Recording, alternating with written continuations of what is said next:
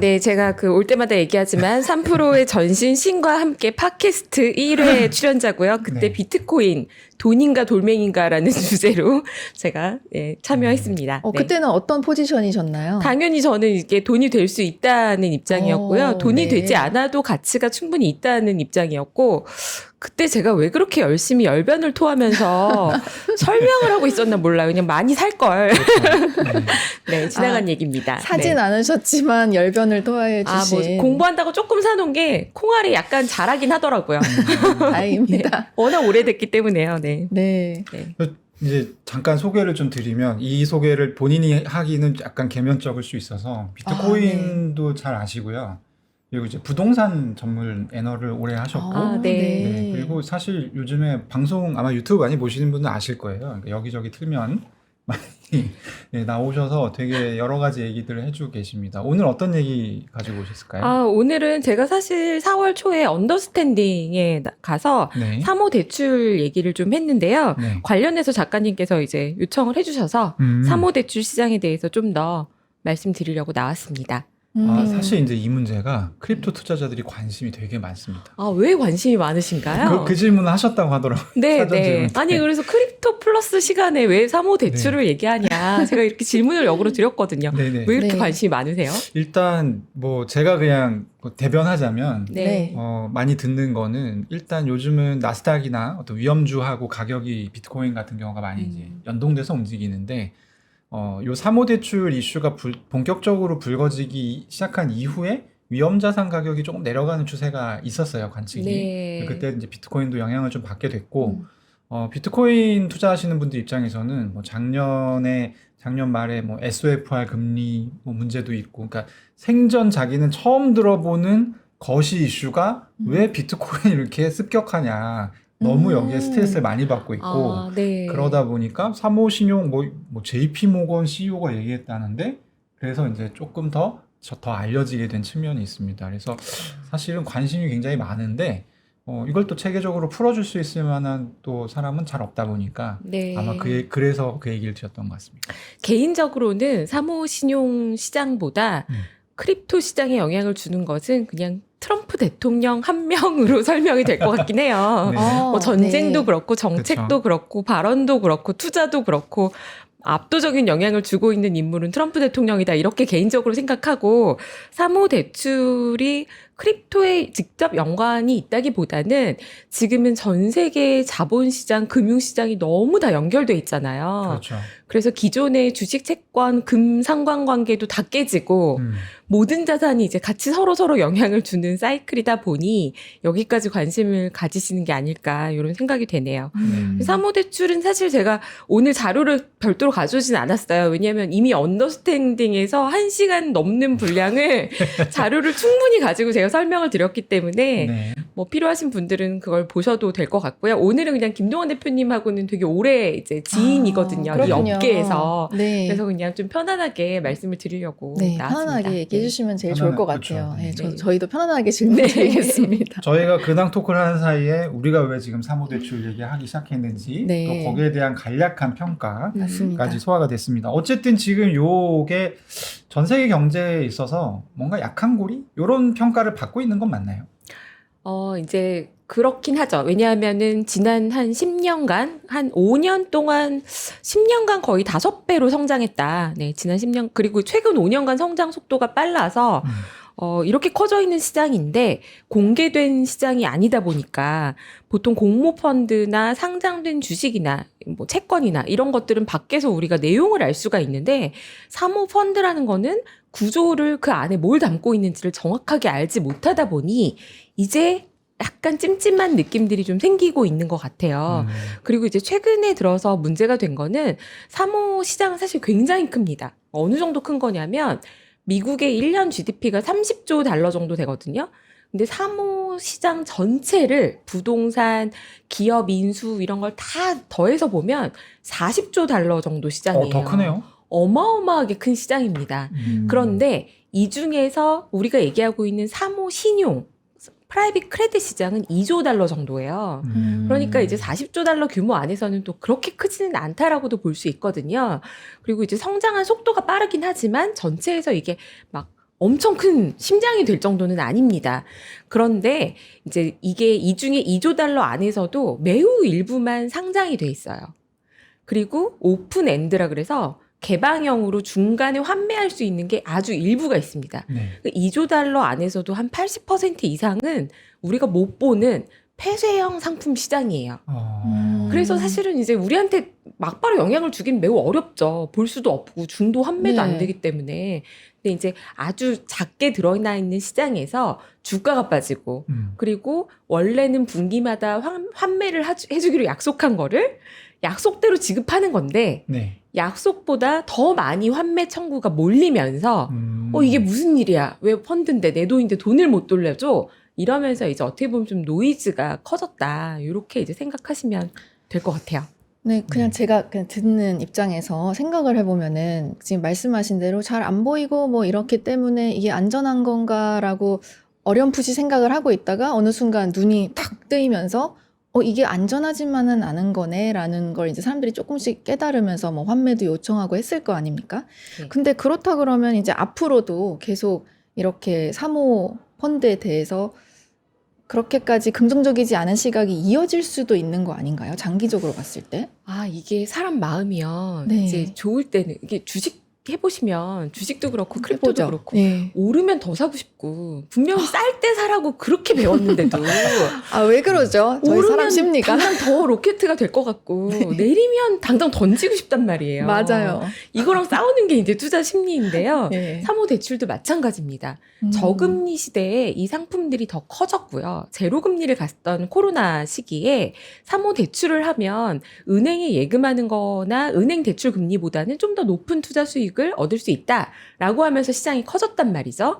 그런데 약간 불안해지면 사람들이 아닌가라고 합니다. 그게 이제 3월 말 4월 초에 거의 공포가 극대화됐던 단계인 것 같고요. 오히려 지금 그 이후에는 사모신용 시장이 또 다시 자금이 들어가고 있습니다. 주가도 4월 초가 바닥이었고요. 그렇죠. 제가 오늘 굳이 자료를 가져오지 않은 것은 상품도 바뀐 게 없고 리스크는 똑같은데 주가가 바닥을 지났기 때문에 오히려 사람들이 이제 조금 더 편안하게 느낄 거예요. 그러니까 아. 내용은 전혀 바뀐 게 없어요. 와, 그래서 내용이 바뀐 게 없는데 편안해진다. 네, 그럼요. 지금부터 이제 전쟁도 우리가 뉴스를 계속 들으니까 이제는 호르무즈 해협이 막힌다 그래도 갑자기 주식을 집어 던지는 사람은 많지 않을 것 같아요. 그래서 이게 이제 사모대출 시장도 약간 지금 노이즈가 생긴 건 분명하고 그리고 베일에 쌓여져 있던 게 약간 드러난 건 분명히 맞아요. 그런데 지금 증시도 오르고 크립토도 조금 반등하고 이런 분위기로 가게 되면 다시 또 언제 그걸 걱정했냐는 듯이 다시 자금이 모이지 않을까. 하지만 이번에 드러난 걸로는 어떤 걸 이제 봐야 되냐면요. 네. 네. 원래 사모대출 펀드라는 거는 기관들끼리 시장이었어요. 소위 말하는 이제 연기금이나 공제회나 자산운용사가 자기 자본으로 투자하거나 이런 이제 시장이었고 사모대출이 대부분 폐쇄형인 이유는 기업한테 대출을 해주는 상품이기 때문에 투자자 돈을 모아서 기업한테 대출을 해주면 이게 뭐 대출 기간이라는 게 최소 몇 년은 가는 거지. 그쵸. 갑자기 내 투자자가 돈 달라고 한다고 대출 회수하고 이러는 거는 안 된단 말이에요. 맞아요. 그래서 이제 장기 투자하는 중위형 중수익 상품인데 요거를 고액 자산가들한테 푼 겁니다. 미국에서. 그 변호사님 미국에서 오셨으니까 저보다도 네. 잘 아실 텐데 아유, 네. 한국은 적격 투자자가 있고 미국은 어크레디티드 인베스터가 있잖아요. 네. 그 기준은 제가 정확하긴 모르겠는데 한국은 뭐 소득이나 자산이나 투자 규모, 위험 성향 이런 것들을 보고 적격 투자자한테 자격을 줍니다. 비슷해요. 그렇죠? 네네. 그러면 그들에게 고액 자산가에 인증돼 있는 적격 투자자한테 이 위험한 상품을 열어준 거예요. 그리고 이분들이 대체로 폐쇄형보다는 개방형, 중간에 분기마다 환매 신청이 되는 상품을 선호했던 거죠.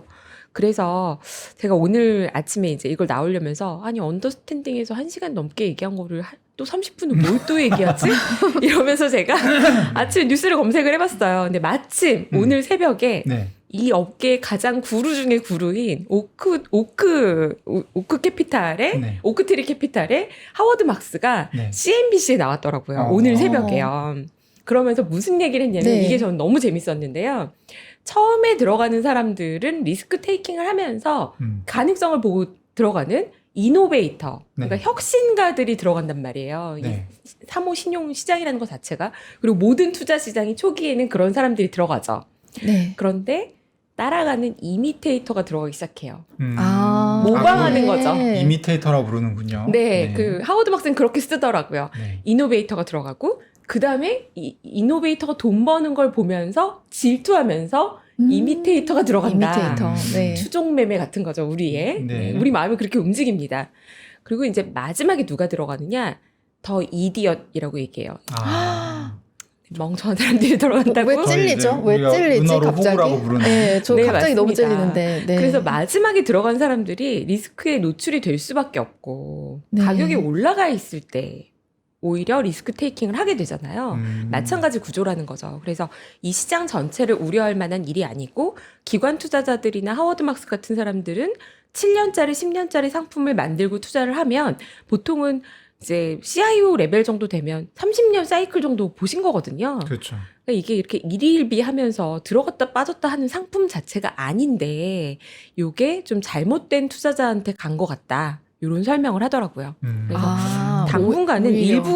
일부의 불편함은 있을 거예요. 네. 그렇다고 제가 이거를 전체적으로 다 괜찮으니까요. BDC 투자하시면 되고요. 뭐 주가 바닥에서 10% 올랐고 15% 올랐는데 더 사세요. 이럴 건 아니에요. 분명히 안에 잠재된 위험이 있다는 것은 드러난 겁니다, 이번에. 하지만 이게 전체 시장의 시스템 리스크냐라고 보기에는 그렇게 볼 만한 건 아직은 아닌 것 같다. 아직은 아니다. 네. 그 하워드라는 분이 말씀하시기를 이게 어떻게 보면 잘못된 투자자들이 들어와 있기 때문에 이런 부분이 생긴다라고 지금 하신 건데 그러면 이미테이터랑 이디엇들이 좀 잘못됐다 그 얘기일까요?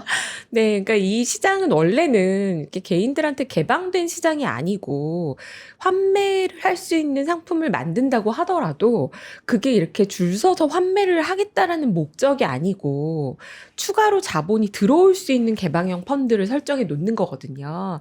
폐쇄형은 초기에 다 같이 약속하고 들어가면 끝날 때까지 다 같이 움직이지 않는 겁니다.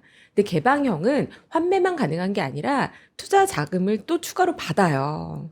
그래서 이제 자금이 흐를 수 있게 만드는 펀드인데 나중에 들어온 사람들이 들어올 때 기대했던 것보다 불안감이 더 커지니까 갑자기 빼는 돈이 더 많아졌다는 거죠. 그래서 요거는 이 시장에서 좀 겪지 않았던 일이다. 그래서 일부에서 일어나는 일이지 전체로 걱정할 일은 아니다. 이렇게 보는 거죠. 다만 이런 건 있습니다. 블루아울이 이 2월 달에 이 사태가 그럼 왜 2월, 3월에 커졌을까를 복기를 해보면 블루아울이 2월 달에 메타에 어마어마하게 큰 데이터 센터 프로젝트의 펀딩을 담당을 하면서 그렇죠. 에쿼티의 무려 80% 자기 자본을 넣겠다라고 한 겁니다. 그러면서까지 펀드 레이징을 주도를 했는데요. 대출이 모집이 다 안 된 거죠. 그래서 그때 이제 메타가 하는 프로젝트에도 펀드 레이징이 안 돼? 라고 얘기하면서 사모대출 시장에 이런 익스포저는 얼마나 되는 거지? 걱정을 한 거고요. 이게 이제 AI 데이터 센터에 대한 이 대출에 대한 걱정? AI 데이터 센터 너도 나도 짓고 있는데 이 중에서 누가 성공할지 모르겠어. 과연 AI 데이터 센터 나중에 다 완공해서 이 빚을 다 갚을 정도로 돈을 버는 게 맞아? 라는 의구심이 하나. 그리고 또 한쪽에서는 뭐가 있냐면 20년, 21년, 22년에 대출해준 사모대출의 대상이 중소, 중견 소프트웨어 기업이 많은데 네. 테크 기업이 많은데 클로드가 뭐 하나 출시할 때마다 제미나이가 뭐 업그레이드하고 다 쓸려나가고 있으면. 여기 갈려나가고 주가가 폭락하잖아요. 요거를 보면서 양쪽을 다 걱정하는 거죠. 그렇죠. 소프트웨어 기업 다 망하면 사모대출 망하는 거 아니야? 그리고 AI 데이터 센터 돌려서 수익 안 나면 어떡해? 요 걱정은 제가 보기에는 끝났다라고 볼 수는 없고 저도 개인적으로는 약간 걱정이 돼요. 네. 클로드 쓰면 무섭잖아요. 근데 좀 우리가 네. 아까 말씀해 주셨다시피 얼마나 노출되어 있는지를 알 수가 없으니. 맞습니다. 맞아요. 네. 그래서 찜찜함은 계속 우리가 안고 가야 되는 그런 감이 있어요. 네. 그리고 저는 이걸 계속 보긴 볼 겁니다. 네. 하지만 이걸 제가 지금부터 "헉, 금융위기가 와요. 뭐 지금부터 다 조심하셔야 돼요. 뭐 네. 큰일 이러다 났어요. 우리 다 죽어! 막 이런 건 다 없는 죽어." 거죠? 이러면서 뭐 한 6개월 동안 얘기하잖아요. 6개월 동안 아무 일 없다가 저만 죽을 수도 있어요. 그러니까 이제 여기 어떤 주제에 너무 꽂히시면 이제 그럴 수가 있는데 그렇죠, 그렇죠. 네. 그럴 만한 일은 아닌 것 같다라는 게 이제 음. 제가 생각하고 있는 부분입니다. 근데 특히 예, 말씀하셨던 그 특히 AI 그 클로드 네. 뭐 코어기나 이런 프로그램이 네. 이제 새로 나오면서 AI 서비스들 뭐 어도비라든지 네. 아니면 피그마라든지 뭐 지금 굉장히 주가가 낮게 형성이 되어 있잖아요. 또 계속 떨어지고 있고. 근데 이런 기업들이 만약에 망하게 되면 사실 이 기업한테 돈 빌려줬었던 이 사모신용은 다 부실 처리를 해야 되는 거잖아요. 네, 근데 그렇죠. 이게 약간 근데 그 규모가 어느 정도인지는 지금 우리도 알 수가 없다. 그리고 사실 그들이 망할지 네. 더 잘 될지도 우리가 더 잘 될 가능성도 뭐 있다고 정말 보시는구나. 예측할 수 없다고 봅니다. 왜냐면 그 기업들은 놀겠어요? 어. 회사인데 그렇죠. 열심히 뭐라도 하겠죠. 하겠죠. 네, 주식 투자하는 이유가 뭐예요? 나보다 열심히 일하는 어떤 기업을 찾아서 우리가 그렇죠. 투자하는 거잖아요. 근데 저보다 전문가인 사람들이 모여 있는데 그 산업들이 전부 망한다라고 가정하는 것도 매우 앞서 나간 걱정이다라는 생각도 저는 개인적으로 좀 합니다. 네. 근데 어쨌거나 너무 이제 클로드가 잘하니까 저도 정작 소프트웨어들 쓰는 빈도가 낮아지게 되고 마이크로소프트만 해도 지금 주가가 안 좋잖아요. 그렇죠. 작년까지 수익률 좋았던 빅테크 안에서도 이런 주가 차별화가 일어나는 거 보면 만만치 않은 일은 맞는 것 같다. 네. 그러면 약간 이런 관점을 좀 질문 드려보고 싶은데 어쨌든 지금 실제로 위기가 리스크가 얼마나 있는지는 모르지만 얘기가 나오긴 했잖아요. 그리고 다 사모신용이라고 하는 글자 4개가 머릿속에 꽂혀 있는 상황입니다. 어쨌든 사모신용의 많은 부분들이 2026년부터 만기가 좀 이제 풀리기 시작하는 걸로 알려져 있는데 결국에 저는 약간 사모신용 문제가 리파이낸싱 문제가 아닐까 하는 생각을 해본 적이 있거든요. 네. 그러니까 어쨌든 그 돈을 한 번에 다 갚을 수는 없을 거고 또 빌려서 또 쓰고 또 빌려서 또 쓰고 이 만기 연장을 하는 방식으로 이게 진행이 돼야 될 것 같은데 일단 첫 번째로 저거 위험해 라고 하는 인식이 생겼고 두 번째로 전쟁이 일어나면서 유가 올라갔고요. 그래서 이제 채권 금리도 상승을 하게 됐습니다. 그러니까 여러 가지로 돈을 계속 빌리기가 조금 난이도가 올라가고 있는 상황이긴 한데 이 부분은 네. 문제 없을까요? 지금 말씀하신 내용이 답이 다 있습니다. 아. 다 알고 말씀하신 것 같은데요. 어쨌든 그걸 또 이제 네. 보러 갈 수는 없으니까 짧게. 그 궁극적으로는 유동성과 네. 금리, 신용 경색 이런 게 문제인 거죠. 그렇죠. 금리가 올라가고 서로를 믿지 못하는 게 최악이지 않습니까? 맞습니다. 그렇죠. 그 이후에는 금리를 낮춰도 믿지 못하는 상황이 발생하니까 이게 정말 최악의 상황인 건데요. 지금은 다행스럽게 시장의 신뢰가 약간 회복되고 있는 것 같다. 그리고 여기에 핵심은 이번 사건을 촉발한 거는 어떻게 보면 또 확장시킨 거는 전쟁이기 때문에 네. 이게 전쟁이 장기화되는 거는 모든 투자 자산에 좋지 않겠죠. 물가가 올라가고 금리가 올라갈 거니까요. 네. 그래서 그 부분이 저는 크립토뿐만 아니라 모든 자산에 있어서 가장 신경 쓰이는 부분이고요. 네. 이게 이제 빨리 마무리되고 유가가 진정되고 그래야 되는 거죠. 그리고 리파이낸싱이 중요한 건데 요거는 가만히 생각해 보시면 긍정적으로 생각하면 무한 긍정이 가능하고요. 그렇죠. 비극적인 상황을 막 상상하기 위해서 비관적으로 얘기하면 무한 비관이 가능합니다. 네. 대출만 문제가 아니에요. 에쿼티도 마찬가지죠. 네. 스타트업들이 본격적으로 돈을 벌기까지는 상당한 시간이 걸리고 시리즈 A, B, C 계속 자본도 투자를 받아야 되고 그러면서 대출을 받습니다. 그런데 지금 하물며 오픈 AI도 지금 IPO가 되느냐 마느냐 하는 게 네. 28년까지도 적자일 거다라고 하잖아요. 우리가 그렇죠. 돈을 이렇게 내는데도. 음. 그러면 다른 소프트웨어 기업들은 더 심하겠죠. 그러면 리파이낸싱뿐만 아니라 자본에 대한 투자도 시리즈를 다음을 가기가 어려워지잖아요. 네. 총체적 난관이 벌어지는 거죠. 그러면 AI가 소프트웨어 기업 위협하는 거는 단기간에 끝나지 않겠죠. 왜냐하면 본격적으로 데이터 센터가 완공되는 게 27, 8, 9, 2030년까지도 계속되기 때문에 네. 큰 게 하나씩 완공될 때마다 우리는 떨지 않겠어요? 그렇죠. 지금 있는 데이터만으로도 이런 걸 보여주는데 별별 걸 다 끌고 와서 그렇죠. 더한 걸 만들어 낼 테니 그래서 이 우려는 계속될 사이클이다. 하지만 여기서 제일 중요한 것은 돈이 시장에 넘쳐나느냐 위험을 감수하는 투자 자본이 많아지려면 시장이 좀 안정되고 물가가 안정되고 금리가 안정돼서 우리는 이 시기에 돈을 벌겠다라는 사람이 더 많냐? 네. 아니면 나는 위험 자산에서 도망가겠다는 사람이 더 많아지냐? 결국 트럼프와 이란에 달려있다. 저는 그 그렇게 생각합니다. 말씀 쭉 들어보니까 네. 어쨌든 지금 보면 이제 우리는 지정학적인 이슈가 경제에 어떤 큰 영향을 미치는지를 사실 그럴 거야라고 생각하지만 아주 디테일하게 알기는 쉽지 않은데 사모신용이라고 하는 어떤 요 하나의 통로가 그러니까 이게 사실은 전쟁이 장기화되고 그래서 금리가 불안정해지고 그렇게 되면 이것도 굉장히 안 좋은 쪽으로 한없이 안 좋게 흘러갈 수 있는 거고요. 맞습니다. 예, 증폭되는 그런 어떤 이 울림통 같은 역할을 하게 될 수 있다라는 정도의 설명을 너무 잘 해주신 것 같고요.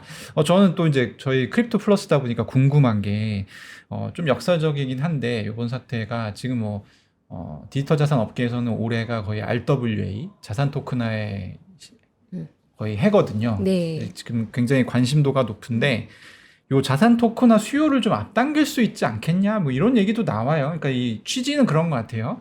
사모신용에 들어가 있는 어떤 뭐 상품이나 펀드 같은 거를 쪼개가지고 어쨌든 이제 그 평면적으로는 고수익 보장일 테니까 네.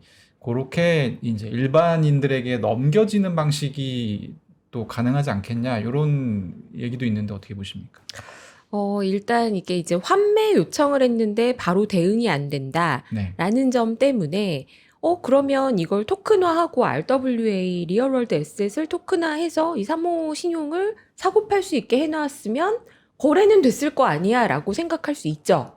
그리고 이미 블랙락 같은 경우에는 비들 펀드 이후에도 계속해서 RWA를 시도를 하고 있고 네. 주로 타겟팅하는 게 바로 이 사모 펀드들입니다. 그쵸. 사모 대출이든 사모 에쿼티 투자든 사모 펀드들을 토큰화하는 게 어떻게 보면 투자에 민주하고 소액으로도 고액 자산가들이나 기관만 접근할 수 있던 상품에 접근할 수 있게 해주고 이게 유동성이 생긴다. 매우 아름답죠. 하지만 제가 말하려고 보니까 이래서 저는 인기가 없어요. 왜일까요? 이걸 해야 됩니다. 이렇게 얘기해야 저도 근데 저랑 논리가 비슷하게 가고 있어 지금. 이렇게 해야 됩니다. 이래야 이제 인기를 끌고 합시다. 이래야 네. 뭐 블랙락도 돈 벌고 개인도 좋다니까 좋은 그렇죠. 거잖아요. 이렇게 생각하면 되게 단순한데 심플하게 좋은 말이죠. 하지만 잘 들여다보시면요. 지금 기관끼리 투자할 때는 큰 문제가 아니었던 사모대출 펀드를 지금 리테일의 고액 자산가한테만 풀었는데도 벌써 문제가 생기지 않습니까? 그렇죠. 그런데 이걸 10,000원씩 투자하는 밥값 아껴서 투자하는 개인들한테까지 뿌린다는 게 과연 이게 민주화인가에 대해서는 잘 생각해 볼 여지가 있다. 근데 이제 이런 건 있어요. 이거는 그러면 막아야 되느냐? 네, 막을 수 없는 흐름인 것 같아요. 맞습니다.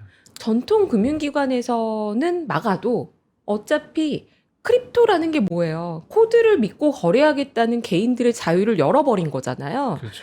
기관은 못 팔더라도 개인끼리는 내 수익증권을 담보로 하는 유동화 상품을 만들 수 있는 게 이 디센트럴라이즈된 월드이기 때문에 이 흐름을 저항할 수는 없다. 다만 그 시간을 더 단축시키게 하기 위해서 먼저 규제를 완화해주고 이게 민주화니까 좋은 상품이니까 더 많이 투자하세요라고 하기에는 그 오랜 역사적으로 왜 이런 것들을 기관들이 하고 유동성이 막혀있는 상품인지를 이해하시는 게 중요합니다. 왜냐하면 근본적으로 기초자산이 유동성이 없잖아요. 유동성이 없는 거를 빠르게 거래하는 거는 빠르게 올라갔다 빠르게 내려가고 자기들끼리 사고 팔고 말고는 사실 큰 기능은 없습니다. 오히려 위험에 노출될 수 있는 것이기 때문에 요거는 여러 가지 고민해 봐야 되는 이슈인 것 같아요. 그러면은 사모펀드가 앞으로 더 토큰화가 되고 뭐 거래가 되는 시대가 뭐 빨리 오든 뭐 어떻게 되든 간에 이제 이 3프로 TV를 보고 있는 크립토 플러스를 보는 시청자 분들께만 약간의 팁을 드리자면은 그래도 조금 조심하고 신중해야 된다는 게 애널리스트님의 의견이신 걸까요? 이제는 투자를 이제 뭐 1,000만 명이 투자하는 시대, 뭐 5천만 명 중에 이제는 초등학생도 주식을 한다 그래서 이제 2천만 투자의 시대잖아요. 그러면 각자의 목적과 성향은 어떻게 막을 수 없는 것 같아요. 저는 또 크립토를 좋아하는 사람으로서 개인의 자유와 의사는 존중합니다. 하지만 전통 금융기관에 왜 투자를 잘하는 사람들이 계속 앉아 있겠어요? 생존이 가장 중요하거든요. 오래 하기 위해서는. 그런데 이렇게 이제 고위험 상품에 아주 잦은 빈도로 매매를 해서 성공했다라는 사례는 사실 그렇게 역사적으로 많지 않습니다. 대체로 부자가 되시는 분들은 시간 싸움이고 인내와의 싸움이고 그리고 항상 나오는 교과서적인 모두가 싫어하는 멘트 있죠. 적립식 분산 투자. 굉장히 싫어하시지만 원금을 잃어버리면 투자한 시간을 잃어버린 거예요. 회복하는데 그만큼의 시간이 또 들고 다시 시작해야 되기 때문에 아무것도 안 했던 사람보다 오히려 타격을 더 받고 시작합니다. 그래서 그런 계획들을 잘 감안하셔서 투자하시는 게 좋다. 왜 투자를 오래 하신 분일수록 시장을 예측하고 매매를 작게 하고 이러지 않으려고 노력을 하고 사고 싶을 때 조금만 자제하면서 사고 팔고 싶을 때 자제하면서 팔고 이렇게 하려고 하는지 고민하시는 게 중요하다. 네. 요 말도 했어요. 하워드 막스가 오늘 아침에 한 얘기가 되게 짧게 한 20분 정도 CNBC 방송 팟캐스트에 있는데요. 들어보시면 좋을 것 같아요. 근데 요 말도 했는데 어떤 자산도 항상 압도적으로 이기기만 한 자산은 없다예요. 아, 정답이네요, 사실. 네. 금이 그렇게 좋아도 네. 한 10년 동안 기어가기도 했고요. 그렇죠. 물가 상승률 못 따라가서 이자도 안 주는 이런 거 왜 갖고 있냐고 할 때가 있고 비트코인 이거 왜 갖냐고 할 때가 있고 돌고 도는 거죠. 그래서 저는 지금은 투자는 필수인 시대인 것 같고요. 내 가용한 현금 흐름 안에서 유동성을 얼마까지 확보하는지도 자기 계산에 의해서 하셔야 되고 듣고 사면 안 되고 공부해서 사시고 배분하셔서 내가 어디까지 이 리스크를 감당할 수 있는지를 잘 체크하시는 게 매우 중요하다고 생각합니다. 그리고 사실 지금요, 시장이 뭐 코인도 코인이지만 저는 크립토의 토크나이즈의 전신 모델은 ETF라고 생각해요. 네. 모든 걸 ETF로 이미 잘게 쪼개놨습니다. 다 담아놨어요. 네. 이게 토크화 되면서 더 다양한 상품이 나오는 거죠. 그래서 저는 ETF를 활용한 자산 배분도 상당히 많이 추천하고 싶습니다. 그렇군요. 저는 물어보고 싶었던 게 네. 그 흔치 않게 지금 주식, 부동산, 크립토를 다 하신 분이에요. 그쵸. 그래서 뭐 이제 저 같은 사람은 업계에 있는 사람은 크립토 비중이 압도적으로 높을 수밖에 없거든요. 네. 그러니까 잘 아는 걸 투자하게 되니까. 근데 보통 이 방송 보시는 분들은 이 주식 시장 끝나고 사실 주식 방송 끝나고 이게 붙어 있거든요. 크립토 네. 플러스가. 주식 투자자분들이 또 많으세요. 그러니까 한국 분들은 또 돈 생기면 부동산부터 산다 뭐 이런 얘기도 있잖아요. 비율을 좀 어떻게 가져가는 게 좋나요? 이제 한국 부동산이 워낙 비싸서요. 네. 부동산을 포함한 내 자산에서 부동산 비중을 얘기할 수 있다는 것 자체가 이미 상당한 부자 아닙니까? 또 그렇게 볼 수 있겠네요. 아니 근데 이제 네. 그거를 또 그래도 네. 뭔가 음. 이제 짜잖아요. 그래서 이제 부동산을 투자하실 때는 대부분 레버리지가 있는데 한국은 이미 규제가 매우 강화되어 있기 때문에 부동산의 담보대출 LTV 비중이 대체로 낮은 편입니다. 그래서 이제 그 정도의 규제 안에서의 부동산 투자하시는 거는 저는 1주택은 합리적이다 이렇게 생각하고요. 그렇죠. 부동산을 이제 레버리지로 여러 채를 투자하는 거는 규제도 강하고 사기도 힘든 데다가 비용이 너무 많이 부담돼서 그래서 더 주식시장에 자금이 많이 들어온 걸로 알고 있어요. 네, 한국 주식 같은 경우에는 정말 저도 볼 때마다 놀랐는데 이렇게 많이 올랐는데도 이익의 레벨이 더 빠르게 올라가서 삼성전자, SK하이닉스 보시면 밸류에이션이 지금이 주가지수 3,000할 때보다 비싸지가 않아요. 그렇죠. 말이 안 되는 거죠. 말도 안 되게 이익이 올라왔는데 사실 크립토 하시는 분들 중에 반도체 투자로 돈 많이 버신 분들도 꽤 계세요. 그 이전에 엔비디아로 많이 버신 분들은 크립토 하는데 엔비디아가 필요하네. 이렇게 시작했다가 양쪽으로 다 버신 분들이 사실 제일 행복하죠. 네. 근데 이제 중간중간에 등락은 있겠지만 관심 있는 거에 집중하시는 거는 분명히 의미는 있습니다. 뭐 잘하는 거를 더 잘해야 수익을 창출할 수 있는 건 분명히 맞고 하지만 이제 교과서적인 관점에서 본업이 있는데 내가 투자를 한다. 전업으로 투자하는 게 아니다라고 하면 채권하고 주식하고 크립토하고는 어느 정도의 비중은 좀 나눠서 가져가시는 게 필요하지 않을까. 그리고 이보다 더 중요한 거는 현금은 항상 남겨두셔라. 네, 그러면 일정 그거 부분은 있어야 여쭤볼게요. 된다. 현금의 비중은 한 어느 정도 남겨놔야 되나요? 이것도 이제 정답은 없어요. 왜냐면 현금 보면서 이제 화를 내거든요. 사람들이. 장이 막 올라갈 때. 너 왜 일을 안 하고 있어? 이렇게 네. 걔만 계속 가만히 있으니까요. 이제 그럴 때 그래도 뭐 CMA 계좌나 약간씩이라도 좀 더 이자를 주는 상품들이 있어요. 네. 뭐 한 이틀 걸려서 환매해 주는 상품들. 이런 걸로라도 좀 굴려 놓으시면 좀 좋고요. 그 비중은 정해질 수는 없는데 저 같은 경우 개인적으로는 1-20% 정도는 최소한으로라도 참습니다. 그 이 참음을 대투자의 시대라 할지라도 네, 1-20% 조금은 정도. 남겨놔야 왜냐하면 가격은 모르는 일이고 그렇죠. 항상 모른다라는 전제를 머릿속에 주입시키기 위해서 남겨놓는 것 같아요. 그렇군요. 내가 다 안다라는 생각이 들 때가 사실 가장 위험한 거니까요. 그 정도 남겨놨을 때 틀리면 80%가 틀리면 그래 내가 이걸 기억하고 있었잖아. 이 20% 더 살 건지를 고민할 수 있기 때문에 내가 틀리는 걸 대비하는 대비책이 항상 필요하다. 그렇게 생각합니다. 저는 오늘 네. 듣고 싶었던 얘기, 되게 궁금했던 얘기는 뭐냐면 0주택이 낫나 1주택이 낫나.